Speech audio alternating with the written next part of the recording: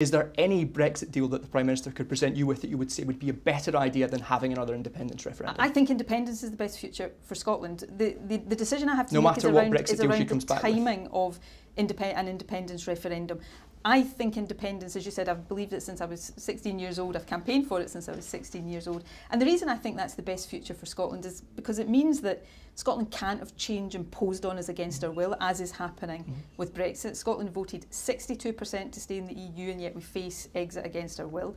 Independence means that we would be able to steward our own resources as a country, build a better future for the next generation. I know why you believe in independence, First Minister, but I thought I'd share it with you. Sure, but I suppose the question is it futile? Was waiting? Are we just waiting to see how bad Brexit can get so that it can boost support for Scottish independence? It's not futile. It's showing respect to the importance of the decision. Let me explain in hopefully quite simple terms why I think it's right to wait. The future relationship between the EU and the UK will be the context in which Scotland would become independent. So the detail of that future relationship will inevitably, whether I like it or not, shape some of the answers to questions people in Scotland would have about the implications of independence. It's about allowing clarity to emerge so that people in Scotland, if they are making this judgment again, can do so in a fully informed way, and I think that's sensible. There are critics of yours, believe it or not, out there who would say that, those critics would say that, why should Theresa May listen to you? Because you want out of the UK anyway, and regardless of what deal she comes back with, and if she makes concessions, then you're still going to want to leave the UK. Firstly, critics are perfectly entitled to say what they want. That's democracy. I've got a job to do as First Minister to make decisions in the best interests, as I see them, of the country. But secondly, in terms of Theresa May not listening to me, for a lot of people in Scotland, the last 2 years have demonstrated very powerfully the case for independence. Not only was Scotland's voice ignored in that referendum, since then we've made constructive proposals for compromise, staying in the single market and customs union. They've been completely dismissed. The request of devolved administrations to have a greater say in the negotiation has been cast aside. There's been a raid on the Scottish Parliament's powers, and when the Scottish Parliament said no to that, the UK government's response was to take us to court. Scotland's voice has been ignored at every step of the way, and that democratic deficit is one of the most compelling arguments, surely, for Scotland becoming independent. There is serious talk about Northern Ireland being offered special status. What would you do if Northern Ireland was offered special status but Scotland was not?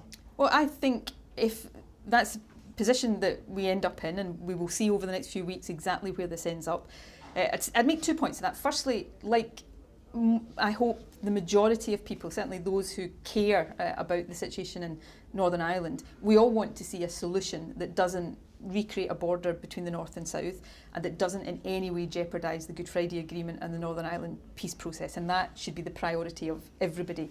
But secondly, if there is a special deal for Northern Ireland that keeps Northern Ireland effectively in the single market, the damage that potentially does to Scotland is even greater than just Brexit itself, because you would suddenly put Scotland at a disadvantage if businesses could see that Northern Ireland would keep them within the single market. So in those circumstances, the case for Scotland not being taken out of the single market becomes even stronger. Do you have a strategy to ensure that Scotland would be kept in the single market? We've got a number of things that we will look at and continue to look at. I'm not going to share all of my thinking with you right now, much as you might like me to.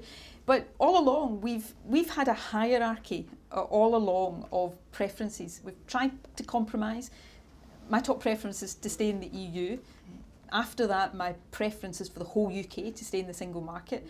And if that can't happen, then yes, I want to look at options for Scotland to stay in the single market, and that becomes an even greater imperative if Northern Ireland gets that solution. But we will take these things step by step, and my guiding principle in all of this is to act in a way that best protects interests in Scotland. Do you feel a bit powerless?